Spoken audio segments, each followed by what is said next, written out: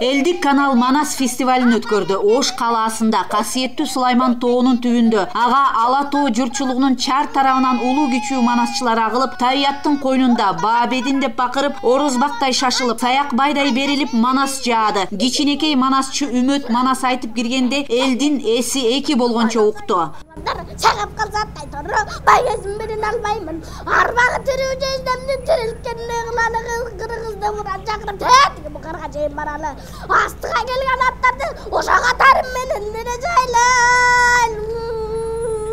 9 жашар Үмөт Манас фестивалына атайын Көлдөн келген. Айтымында ата теги бүт манас айтып, манас менен жашап келген. Саякбай ата деле Көлдүктө. Барман айткан болгон. Атам айтат, байкем айтат.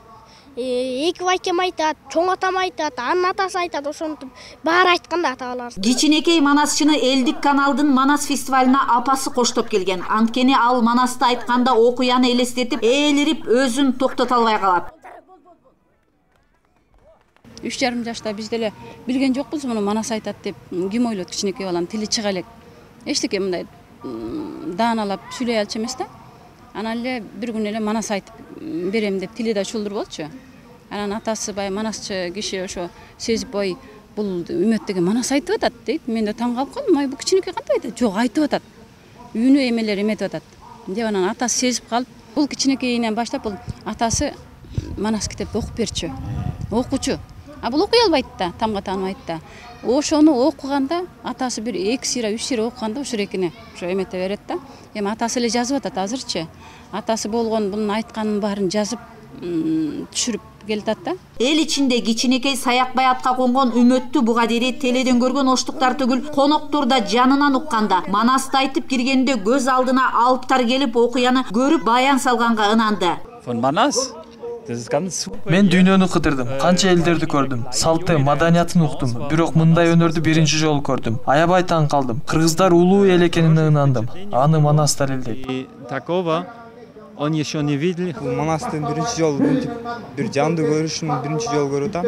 Амма жаш манасчыны көргөндө мен бул жаш манасчыны газеталардан, телевизордон көрүп жүргөм.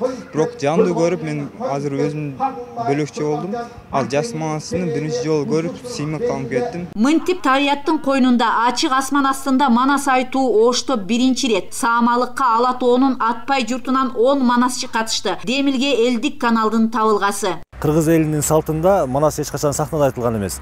Манас дайыма элдин алдында, боз үйдүн ичинде, ачык асман астында айтылып келген. Биз ошол салтты улап, Кыргызстандын булуң бурчунан манасчыларды чакырып, манас айттырдык. Кыргызстан ушул манастын жетүү осуятын туй кылып жашап келатат. Биз ошол ата бабаларыбыз дем берип келген, манасчыларыбыз дем берип келген ошол салтты улап, элге дагы бир жолу манастын ким экендигин, кыргыздын ким экендигин, кыргыздын тарыхын элге жеткирүү максатында Манас фестивалын өткөрдүк. Ошентип Ошто кооз жаратылыш койнунда ичте эмес сырта көз көрүнө манас айткан манасчыларды көргөн эл таңданса, айрымдар үңүлө түшө укту. Манас фестивалына 10 манасчы катышып, кыргызды дүйнөгө угузган улуу эпосту кайра жаңыртты. Муундарга угузду. Фестиваль ак таңдай акындардын алтын комуз сынагына удаа өттү. Айрымасы байге ордуна ар бир манасчыга 10 000 сомдон калем акы кыйгарылды. Ошентип Манас фестивали Элдик каналда дагы бир ай чак түш программасы аркылуу улантылат.